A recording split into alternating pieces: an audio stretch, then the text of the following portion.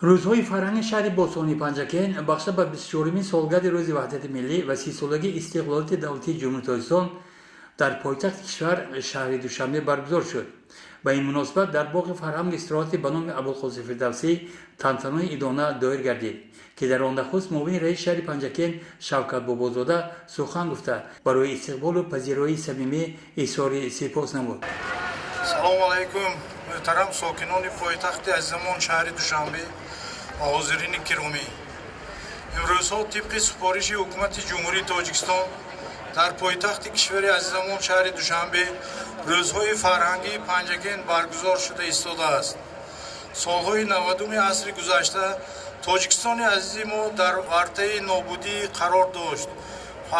فرزند ملت تاجیک، اساسگزار صلح و وحدت ملی، پیشوای ملت، پرزیدنت جمهوری تاجیکستان محترم امامعلی رحمان تاجیکستان ما را از ورطه نابودی نجات داده گریزگان را به وطن برگردانیدند.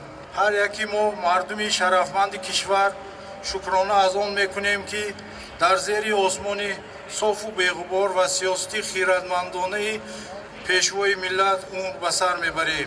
پایتخت کشور عزیزمان با تشبث و زحمت‌های شبانه روزی رئیس شهر دوشنبه محترم رستم امامعلی روز تا روز آباد و زیبا گردیده ایستاده است و همه شما استقامت کنندگان شهر دوشنبه در این شام زیبا و فرح‌افزا استراحت خوش و با فراغت را تمنا دارم. از فرصت مناسب استفاده برده همه شما را با فرارسی 24مین سالگرد وحدت ملی مبارکباد گفته و خاندان همه شما عزیزان بردباری و کامیابی ها را تمنا داریم.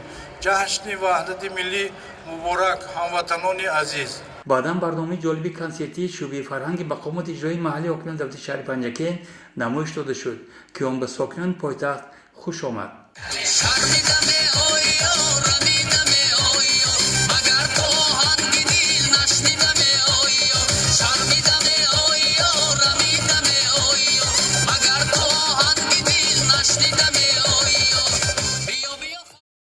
سردار ریاستی کمیته کار با جوانان و ورزشی نزد حکومت جمهوری تاجیکستان زوبیدالله محمدالله‌زاده در سخنرانی خویش به نماینده‌های شهر بوستانی پنجکین عرض سپاس نموده و چند نفر سپاسنامه کمیته مذکور را سپارید.